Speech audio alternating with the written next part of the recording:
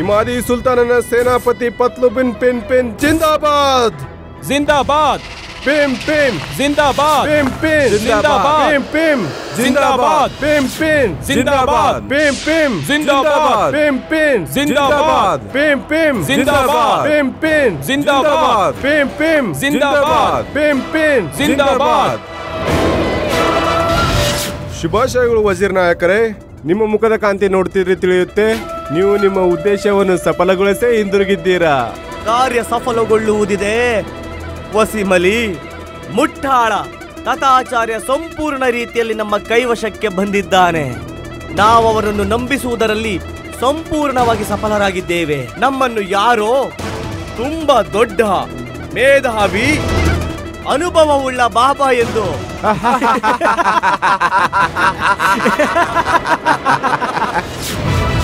ಗೌರವ ಪಡೋದಕ್ಕೆ ಕ್ಷಮೆ ಕೇಳ್ತೀವಿ ಹುಜೂರ್. ಮೊದಲು ಕೂಡ ನಿಮ್ಮ ಅಣ್ಣ ಜನಾಬ್ ಗುಂಗುರು ಸಾಹೇಬ್ ವೇಷ ಬದಲಿಸಿಕೊಂಡು ವಿಜಯನಗರದ ಮೂಲೆ ಮೂಲೆ ಅಲಿಯುತ್ತಾ ವಿಜಯನಗರದ ಮೇಲೆ ಹಿಡಿತ ಸಾಧಿಸುವುದಕ್ಕೆ ಬಹಳಷ್ಟು ಪ್ರಯತ್ನ ಪಟ್ಟಿದ್ದಾರೆ. ದುರಾದೃಷ್ಟವಶ ಆ ಪಂಡಿತ ರಾಮಕೃಷ್ಣನ ಕಾರಣ ಜನಾಬ್ ಗುಂಗುರು ಸಾಹೇಬ್ ಪ್ರತಿ ಬಾರಿ ಸೋಲುಂಡು ಹಿಂದಿರುಗಿದ್ದಾರೆ. ಆ ನೋವನ್ನು ಹೇಗೆ ಮರೆಯುವುದಕ್ಕಾಗುತ್ತೆ ವಸೀಂ ಅಲಿ?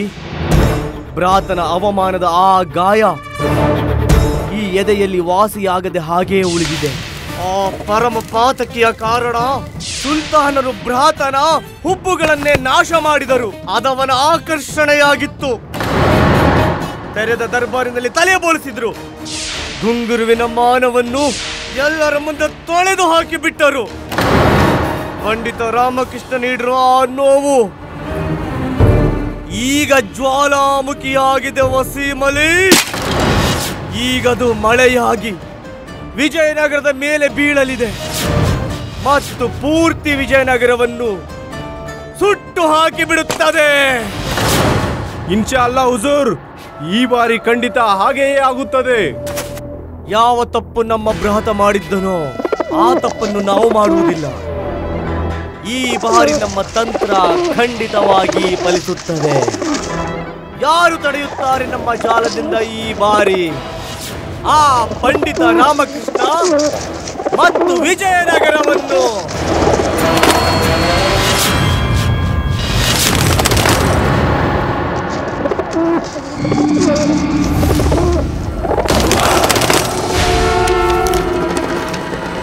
ತಯಾರಿ ಮಾಡಿಕೊಳ್ಳಿ ಆಸಿಫ್ ಖಾನ್. ತಂತ್ರಗಾರಿಕೆಯ ಪ್ರತಿಯೊಂದು ನಡೆ ತನ್ನ ಸ್ಥಾನದಲ್ಲಿ ತಲುಪಾಗಿದೆ. ತುಂಬಾ ಬೇಗ ಪಂಡಿತ ರಾಮಕೃಷ್ಣ ವಿಜಯನಗರದ ಸಂಸ್ಥಾನದಿಂದ ಹೊರಗೆ ಹೋಗುತ್ತಾನೆ. ಸೇನೆ ತಯಾರಿಯಾಗಿರಲಿ. ಆಕ್ರಮಣ ಯಾವಾಗ ಬೇಕಿದ್ದರೂ ಮಾಡಬಹುದು. ಅಮಿತ್ ಖಾನ್, ನಮ್ಮ ಸೇನೆ ಯುದ್ಧಕ್ಕೆ ತಯಾರಾಗಿದೆಯೇ? ಇನ್ನೂ ಕೆಲ ಸೇನೆಯವರು ಬರೋದು ಬಾಕಿ ಇದೆ ಹುಜೂರ್. ಮುಂಜಾನೆಯೊಳಗೆ ಪೂರ್ತಿ ಸೇನೆ ಸೇರಿರಬೇಕು.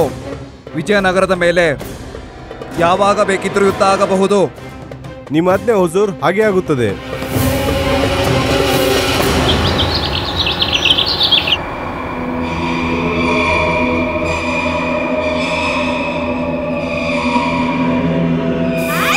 ಬಂದವರು ಹೋದವರು ದಾರಿ ಹೋಕ ಮಾಟ ಮಂತ್ರ ಮಾಡುವವರು. ಬಂದವರು ಹೋದವರು ದಾರಿ ಹೋಕ ಮಾಟ ಮಂತ್ರ ಮಾಡುವವರು. ಬಂದವರು ಹೋದವರು ದಾರಿ ಹೋಕ ಮಾಟ ಮಂತ್ರ ಮಾಡುವವರು.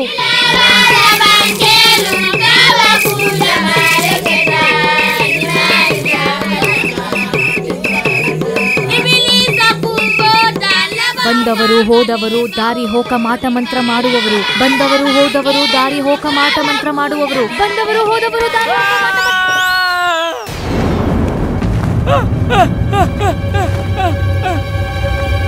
ಮಾಡ್ಕತಿ ಮಾಡ್ಕತಿ ಮಾಡ್ಕತಿ ಮಾಡ್ಕತಿ ಮಾಡ್ಕತಿ ಎತ್ಕೊಳ್ಳಿ. ಯಾರನ್ನ ಮಾಡ್ಕತಿನ? ಅಯ್ಯೋ ಅಲ್ಲ, ಗಂಗಾಜಲ ಎತ್ಕೊಳ್ಳಿ. ಎತ್ಕೊಂಡು ಕ್ಷಮೆ ಕೇಳಿ. ಈ ಮಾಡ್ಕಾತಿ ನಿಮ್ಮಮ್ಮನೇ. ಅಯ್ಯೋ, ನಮ್ ಮಾತಿನ ಅರ್ಥ ಇವರು ಮಾಡ್ಕಾತಿ ಅಲ್ಲ, ನಿಮ್ಮಮ್ಮ. ನಿಮ್ಮಮ್ಮನ ಮಾಡ್ಕಾತಿ ಅಂತ ಕರ್ತಿದ್ದೀರಾ, ಅದಕ್ಕೆ ಕ್ಷಮೆ ಕೇಳಿ.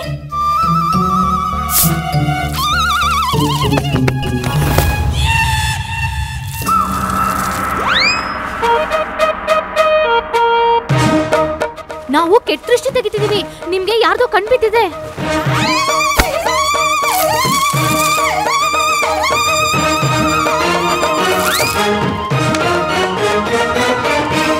ಬಂದವರು ಹೋದವರು ದಾರಿ ಹೋಕ ಮಾಟ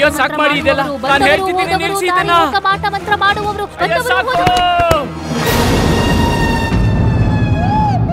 ಏನಿದು? ಯಾರ್ ಕಣ್ ಬಿದ್ದಿದೆ ನನ್ಗೆ? ಅಯ್ಯೋ, ಯಾರ್ದಾದ್ರೂ ಕೆಟ್ಟ ಕಣ್ ಬಿದ್ದಿರ್ಬೋದಲ್ವಾ? ಅದಕ್ಕೆ ಆ ಅಘೋರಿ ಬಾಬಾ ನಿಮ್ಗೋಸ್ಕರ ಅಂತ ಭವಿಷ್ಯವಾಣಿ ನುಡ್ದಿರೋದು. ನಿಮ್ ಸರ್ವನಾಶವಾಗುತ್ತೆ, ವಿಪತ್ತು ಕಳ್ಸಿ ಬೀಳುತ್ತಂತೆ ನಿಮ್ ಮೇಲೆ. ಹೌದಾ? ಹಾಗಾದ್ರೆ ಕಳಿಸ್ತಿತ್ತಲ್ಲ ವಿಪತ್ತು. ಇದು ಕಳಿಸ್ತಿತ್ತಲ್ವಾ ವಿಪತ್ತು. ಇದನ್ ವಿಪತ್ತಂದ್ರೆ ಏನಂತಾರೆ? ಯಾರ ಪರಿವಾರ ಹೀಗಿರುತ್ತೋ ಪ್ರತಿ ಹೆಜ್ಜೆಲ್ಲೂ ವಿಪತ್ತು ಕಾದಿರುತ್ತಲ್ವಾ? ಯಾವನೋ ಬಾಬಾ ಹೇಳದಂತೆ ಇವ್ರು ಕೇಳಿದ್ರು. ಅಯ್ಯೋ ಭಗವಂತ. ಹಾಗಾದ್ರೆ ತತ್ತಾಚಾರ್ಯರು ಹೇಳಿದ್ರು ಆ ಬಾಬಾ ತ್ರಿಕಾಲ ದೃಷ್ಟಿ ಇರೋರು ಅಂತ, ಭೂತ ಭವಿಷ್ಯ ಎಲ್ಲ ಹೇಳ್ತಾರೆ ಅಂತ. ಹೌದಾ? ತುಂಬಾ ಒಳ್ಳೇದು ಶಾರದಾ ಮಹೋದಯಿ, ತುಂಬಾ ಚೆನ್ನಾಗಿದೆ. ಮತ್ ನಿಮ್ಗೆ ಹೇಳಿದವರು ಸ್ವಯಂ ಎಷ್ಟು ತಿಳ್ಕೊಂಡಿದ್ದಾರೆ. ಸ್ವಯಂ ಆಚಾರ್ಯ ದೂರದವರೆಗೂ ಯಾವುದೇ ಜ್ಞಾನದ ಸಮೀಪ ಕೂಡ ಎಲ್ಲೂ ಹೋಗಿಲ್ಲ. ಅವ್ರಿಗೆ ಹೇಗೆ ಗೊತ್ತು ಯಾರೆಷ್ಟು ಜ್ಞಾನಿ ಅನ್ನೋದು? ಸಲಿ ಇದೆ ಅಲ್ವಾ? ಹೋಗ್ ಬಂದ್ಬಿಟ್ಟ ಸಲಿ ಇದೆ ಅಂತ. ಅಮ್ಮ, ಮನೆಯಲ್ಲ ಇದು ಮೂರ್ಖರ ಮೇಳ. ಇದು ಮೂರ್ಖರ ಮೇಳ. ಮೂರ್ಖ 1, ಮೂರ್ಖ 2, ಮೂರ್ಖ 3. ಈ ಬೂದಿ ಬಳಿಬೇಕಾಗಿರೋ ಅವಶ್ಯಕತೆ ನಿಮಗಿದೆ. ಕೆಟ್ಟ ಕಣ್ಣು ನನ್ಗಲ್ಲ, ನಿಮ್ ಬುದ್ಧಿಗೆ ಹಿಡ್ತಿದೆ. ಮೊದಲು ಅದನ್ನ ನಿವಾರಿಸ್ಕೊಳ್ಳಿ. ಬಂದ್ಬಿಟ್ರು ದೊಡ್ಡದಾಗಿ ದೃಷ್ಟಿ ತೆಗಿಯೋರು.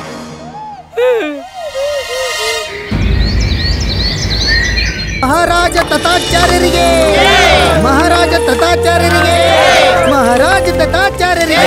ಅಯ್ಯೋ, ಎಂಥ ಮುಳ್ಳಿನ ಮರದ ಆಸನದ ಮೇಲೆ ಕೂರಿಸಿದ್ದಾರೆ ನನ್ನನ್ನ.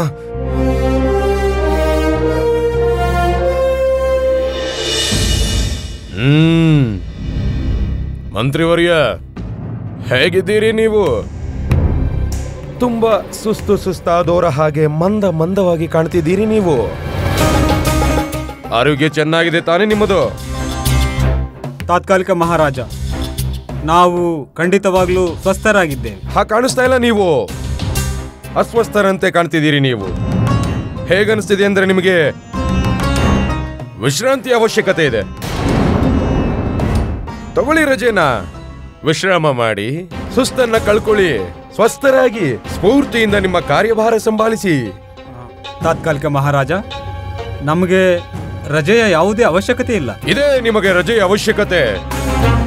ನಾವು ನಿಮಗೆ ಈಗ ಇದೇ ಕ್ಷಣ 10 ದಿನಗಳ ರಜೆ ನೀಡುತ್ತಿದ್ದೇವೆ.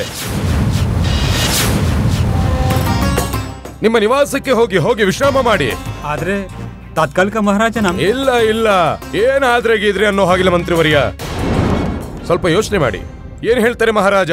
ನಮ್ಮ ಮಹಾರಾಜ ಶ್ರೀಕೃಷ್ಣ ದೇವರಾಯರು ವಾಪಸ್ ಬಂದು ಅವರ ಎಲ್ಲರಿಗಿಂತ ಪ್ರಿಯ, ಎಲ್ಲರಿಗಿಂತ ನಂಬಿಕಸ್ಥ, ಎಲ್ಲರಿಗಿಂತ ವಿಶ್ವಾಸ ಯೋಗ್ಯ ಮಂತ್ರಿಯ ಆರೋಗ್ಯದ ಕಡೆ ಗಮನ ಕೊಡಲಿಲ್ಲವೆಂದು ನಮಗೆ. ನೀವಿದನ್ನ ನಮ್ಮ ಆದೇಶವೆಂದು ತಿಳಿದುಕೊಳ್ಳಿ. ಹಾಗೆ 10 ದಿನದ ನಂತರ ನಿಮ್ಮ ಭೇಟಿಯಾಗುತ್ತದೆ.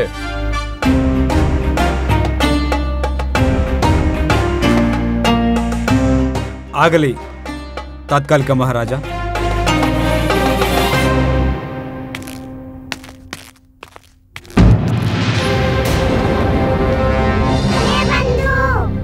ರಾಮ, ಮಹಾಮಂತ್ರಿಯ ನಂತರ ನನ್ಗನ್ನಿಸ್ತಿದೆ ಈ ಬಾಣ ಓಡಾಡ್ಕೊಂಡು ನಿನ್ ಕಡೆಗೆ ಬರುತ್ತೆ ಅಂತ. ನನಗೂ ಹಾಗೆ ಪ್ರತೀತಿ ಆಗ್ತಿದೆ ಬಂಧು. ಇರು ನೋಡೋಣ. ಇಂದಿನ ಸಭೆಯನ್ನು ಆರಂಭಿಸಿ.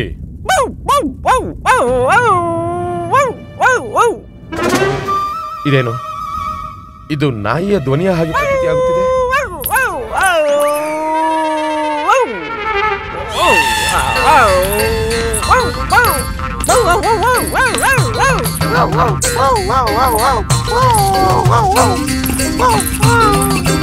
ಮಹಾರಾಜರಿಗೆ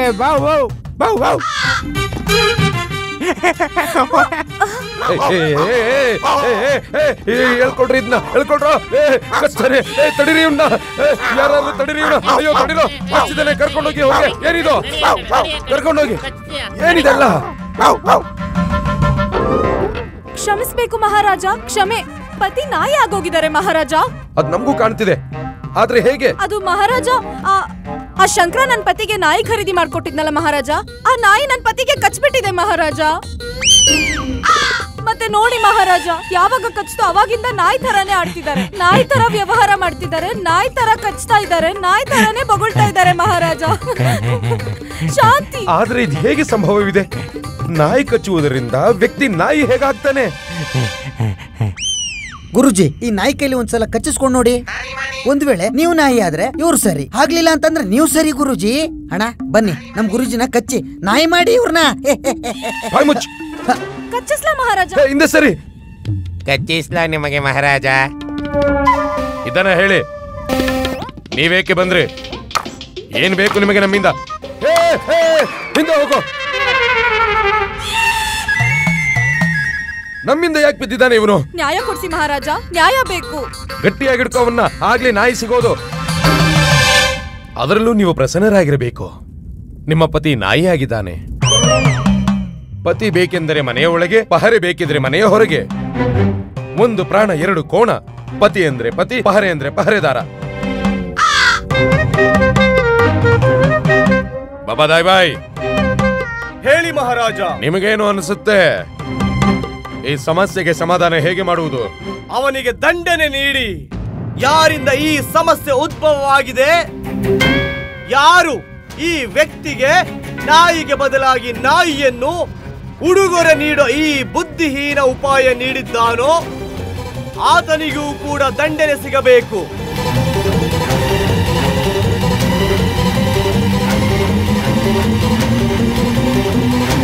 ಹಿಡ್ಕೊಳ್ಳಿ. ನಾನು ಹಿಡ್ಕೋತೀನಿ.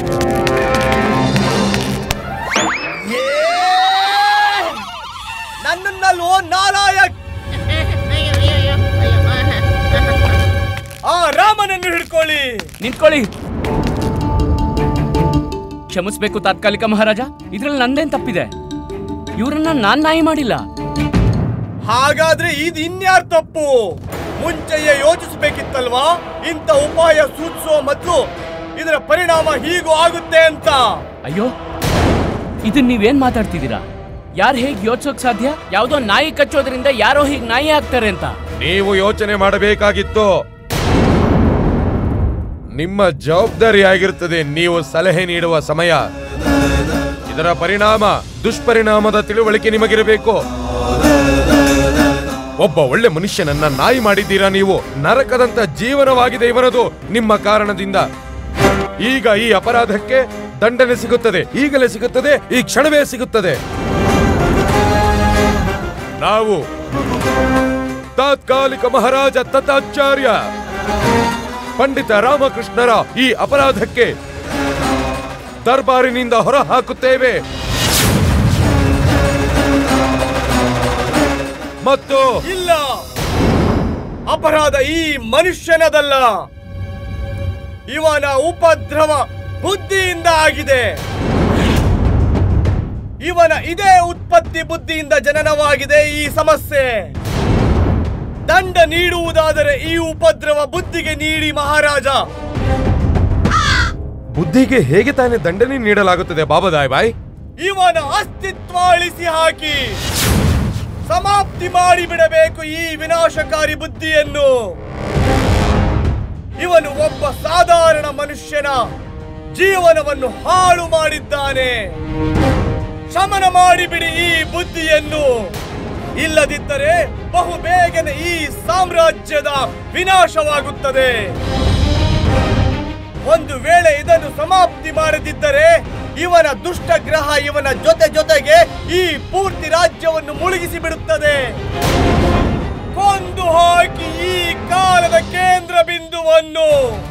ಇವನ ಸಮಾಪ್ತಿ ಶುಭ ಮಂಗಳ. ಇವನ ಜೀವಂತ, ಎಲ್ಲರ ಮೃತ್ಯು. ನಾಶವಾಗಿ ಬಿಡುತ್ತಾರೆ ಎಲ್ಲರೂ ಒಂದು ವೇಳೆ ಇವರು ಜೀವಂತವಾಗಿದ್ದರೆ.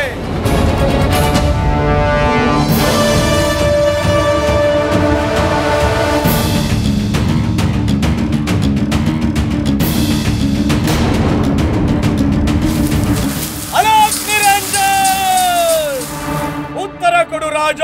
ನೀನು ಈ ರಾಜ್ಯದ ಕಲ್ಯಾಣ ಬಯಸುವುದಿಲ್ಲವೇನು? ಹಾಗಾದರೆ ಆಯಿತು ನಿರ್ಣಯ ಮಹಾರಾಜರದ್ದು. ಇಂದಿನಿಂದ 2 ದಿನದ ನಂತರ ಅಮಾವಾಸ್ಯೆಯ ರಾತ್ರಿಯ 4ನೇ ಹೊತ್ತಿಗೆ ಭೂಮಿಗೆ ಮೊದಲ ಕಿರಣ ಬೀಳುತ್ತಿದ್ದಂತೆ ಈ ರಾಮಕೃಷ್ಣನ ಬುದ್ಧಿಯನ್ನು ಆನೆಗಳ ಹಿಂಡಿನ ಕಾಲುಗಳಿಂದ ತುಳಿಸಿ ಹಾಕಲಾಗುವುದು.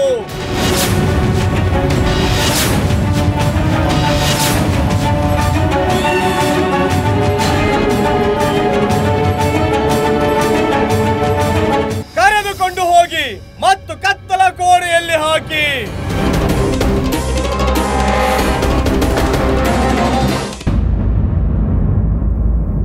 ಅಯ್ಯೋ, ಯಾವಾಗ ಪಂಡಿತ್ ರಾಮಕೃಷ್ಣನಿಗೆ ಮೃತ್ಯುದಂಡನೆ ಸಿಕ್ಕಿದೆಯೋ ಈ ಮುದಿಯ ಖುಷಿಲಿ ಹುಚ್ಚಾಗ್ಬೇಕಾಗಿತ್ತು. ಆದ್ರೆ ಇಲ್ಲಿ ಹಣ್ಣು ಸುಟ್ಟಿರೋ ಬೇಕಂತರ ಇಲ್ಲಿಂದ ಅಲ್ಲಿ ಅಲ್ಲಿಂದ ಇಲ್ಲಿ ಓಡಾಡ್ತಿದ್ದಾನೆ. ಏನು ಅರ್ಥನೇ ಆಗ್ತಾ ಇಲ್ಲ. ನನ್ಗನ್ನಿಸ್ತಿದೆ ಈ ಮುದಿಯನಿಗೆ ಅರ್ಥ ಆಗ್ತಿಲ್ವೇನೋ ಹೇಗ್ ಖುಷಿ ಆಚರಿಸೋದು ಅಂತ. ಆದ್ರೂ ಇವ್ರದೇನ್ ತಪ್ಪಿದೆ? ಯಾವಾಗಿಂದ ಪಂಡಿತ ರಾಮಕೃಷ್ಣ ಇವನ ಕುಂಡಲಿಯಲ್ಲಿ ಹಾವಿನ ತರ ಕುಂಡಲಿಯಾಗಿ ಕೂತಿದ್ದಾನೋ ನಮ್ಮ ಗುರುಜಿ ಖುಷಿ ಆಚರಿಸೋದನ್ನೇ ಮರ್ತಿದ್ದಾನೆ. ಸರಿಯಾಗಿ ಹೇಳ್ದೆ ದಣಿ.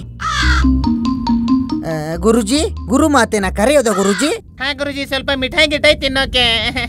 ಕೊನೆಗೂ ಗುರುಜಿ ಮೇಲಿರೋನು ನಿಮ್ ಮಾತ್ ಕೇಳಿಸ್ಕೊಂಡ.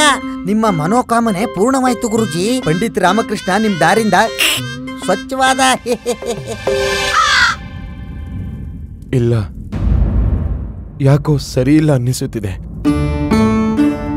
ಇದ್ಯಾಕೋ ಸರಿಯಾಗ್ಲಿಲ್ಲ ಇದು.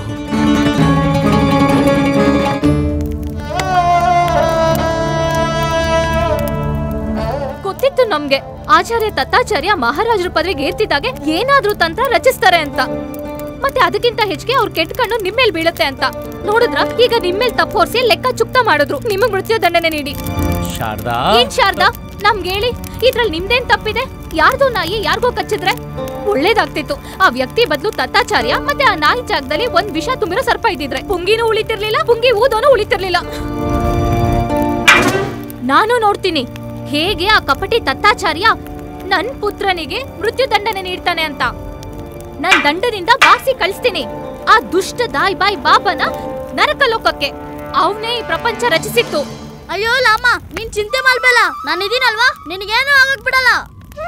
ಆನೆಗಳು ನಿನ್ನ ಹತ್ರ ಬತ್ತಿದ್ಲಾಗೆ ನಾನು ಗಂಟೆಗಳ ಬಾರಿಸಿ ಧ್ಯಾನ ಬದಲಿಸ್ತೀನಿ.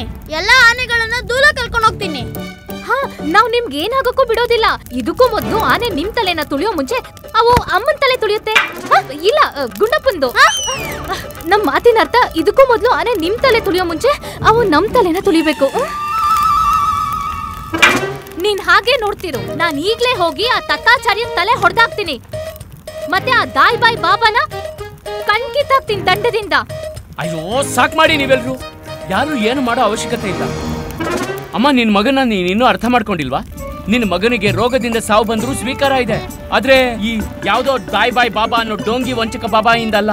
ಚಿಂತೆ ಮಾಡಬೇಡಿ, ನಾನು ಯೋಚಿಸಿದೀನಿ ಹೇಗೆ ಆ ದಾಯ್ ಬಾಯ್ ಬಾಬಾ ಮತ್ತೆ ಆಚಾರ್ಯರ ಕೆಟ್ಕಣ್ಣಿಂದ ತಪ್ಪಿಸ್ಕೋಬಹುದು ಅಂತ. ನೀವೆಂತ ಅನರ್ಥ ಮಾಡಿದ್ರಿ ಆಚಾರ್ಯ? ಅದು ನಿಮ್ಮ ಕೈಯಾರೆ ನಿಮ್ಮ ಮೃತ್ಯುವಿಗೆ ಆಮಂತ್ರಣ ನೀಡಿದ್ರ? ನಿಮಗೆ ಗೊತ್ತಾ ಆಚಾರ್ಯರೇ, ನಮ್ಮ ಮಹಾರಾಜ ಶ್ರೀಕೃಷ್ಣ ದೇವರಾಯರಿಗೆ ಪಂಡಿತ ರಾಮಕೃಷ್ಣರ ಮೇಲೆ ಎಷ್ಟು ಸ್ನೇಹವಿದೆ ಎಂದು, ಎಷ್ಟು ಮರ್ಯಾದೆ ನೀಡುವರೆಂದು. ಆದರೆ ನೀವು ಅವರಿಗೆ ಮೃತ್ಯುದಂಡನೆ ನೀಡಿದ್ರ. ಅದು ಎಂತ ಸಣ್ಣ ಕಾರಣಕ್ಕಂದ್ರೆ ಅದರ ತರ್ಕದ ದೃಷ್ಟಿಗೆ ಮಹತ್ವನೇ ಇಲ್ಲ. ನಿಮ್ ಬಗ್ಗೆ ನನಗೆ ಗೊತ್ತಿಲ್ಲ ಆಚಾರ್ಯರೇ, ಆದರೆ ನಾವು ನಮ್ಮ ಮಹಾರಾಜರನ್ನ ಚೆನ್ನಾಗೇ ತಿಳಿದಿದ್ದೇವೆ. ಯಾವಾಗ ಮಹಾರಾಜರಿಗೆ ಇದು ತಿಳಿಯುತ್ತೋ, ನೀವು ಯಾವುದೇ ಸರಿಯಾದ ಕಾರಣ ಇಲ್ಲದೆ ಪಂಡಿತ ರಾಮಕೃಷ್ಣರನ್ನ ಆನೆಗಳ ಕಾಲಿನಿಂದ ತುಳಿಸಿದ್ರಿ ಅಂತ. ಅವರು ಪ್ರಳಯಕಾರಿ ರೂಪದಲ್ಲಿ ಬರೋದನ್ನ ಯಾರೂ ತಡೆಯೋಕ್ಕಾಗಲ್ಲ. ಹಾಗೇನಾದ್ರೂ ಆದ್ರೆ ಯೋಚಿಸಿ ಆಚಾರ್ಯರೇ, ಎಂತಹ ಸ್ಥಿತಿಗೆ ತರಬಹುದು ಮಹಾರಾಜರು ನಿಮ್ಮನ್ನ. ಕೊಂದಾಕ್ತಾರೆ. ಗುರುಜಿ, ಮಹಾಮಂತ್ರಿಗಳು ಸರಿಯಾಗಿ ಹೇಳ್ತಿದ್ದಾರೆ. ಮಹಾರಾಜರು ನಿಮ್ಮನ್ನ ಕ್ಷಮಿಸೋದಿಲ್ಲ. ನರಳಿ ಸಹಯೋಗ ಮಾಡ್ತಾರೆ ನಿಮ್ಗೆ. ಗುರುಜಿ ನಿಮ್ಮನ್ನ ಜೀವಂತವಾಗಿ ಸುಟ್ಟಾಕ್ತಾರೆ. ಆದ್ರೆ ಸುಟ್ಟಾಕೋ ಮುಂಚೆ ನಿಮ್ ಕೈ ಕಾಲು ಸ್ವಯಂ ಖಡ್ಗದಿಂದ ಕತ್ತರಿಸ್ತಾರೆ. ಮೊದ್ಲು ನಿಮ್ ಬೆರಳುಗಳನ್ನ ಕತ್ತರಿಸ್ತಾರೆ. ಏನು ಕತ್ತರಿಸ್ತಾರೆ? ಆಮೇಲೆ ನಿಮ್ಮ ಈ ಹಾಳಾದ ಕೆಟ್ಟ ನಾಲ್ಗೆಯ ಕತ್ತರಿಸ್ತಾರೆ. ಆಮೇಲೆ ತಲೆ ಕತ್ತರಿಸ್ತಾರೆ. ಆಮೇಲೆ ಕುತ್ತಿಗೆ ಕತ್ತರಿಸ್ತಾರೆ. ಆಮೇಲೆ ಗುರುಜಿ ನಿಮ್ಮನ್ನ ಕುದಿತಿರೋ ಎಣ್ಣೆಲ್ ಹಾಕಿ ಹಪ್ಪಳ ತರ ಕರೆದು ಕಾಗೆಗಳಿಗೆ ಹಾಕ್ತಾರೆ. ಸಾಕು, ಬೈ ಮುಚ್ಚಿ. ಇನ್ನೆಷ್ಟು ಎದುರಿಸ್ತೀರೋ ಮೂರ್ಖರ. ನೀವು ಸರಿಯಾಗಿ ಹೇಳ್ತಿದ್ದೀರಾ ಮಂತ್ರಿವರ್ಯ, ತಪ್ಪಾಗಿದೆ ನಮ್ಮಿಂದ. ಈಗ ನಾವೇನ್ ಮಾಡ್ಬೇಕು ಮಂತ್ರಿವರ್ಯ? ನಾವೇನ್ ಮಾಡಕ್ ಸಾಧ್ಯ ತಾತ್ಕಾಲಿಕ ಮಹಾರಾಜ? ನಾವು ಇರ್ಲೇ ಇಲ್ವಲ್ಲ. ಇರ್ಲಿಲ್ವಾ? ನಿಂತೇ ಇದ್ದೀರಾ? ಇಲ್ಲ ತಾತ್ಕಾಲಿಕ ಮಹಾರಾಜ, ನಾವಿದೀವಿ. ಆದ್ರೆ 10 ದಿನ ರಜೆ ಮೇಲೆ ಹೋಗಿದೀವಲ್ವಾ, ನಿಮ್ಮದೇ ಆದೇಶದ ಮೇಲೆ. ತಾತ್ಕಾಲಿಕ ಇರ್ಲಿ, ಮಹಾರಾಜರು ನೀವೇನೆ. ಈಗ ನೀವೇ ಹುಡುಕಿ ಒಂದು ಉಪಾಯ ಈ ಸಮಸ್ಯೆಗೆ. ನಮಗೆ ಆಜ್ಞೆ ನೀಡಿ, ನಮ್ಮ ವಿಶ್ರಾಮದ ಸಮಯವಾಗಿದೆ. ಪ್ರಣಾಮಗಳು.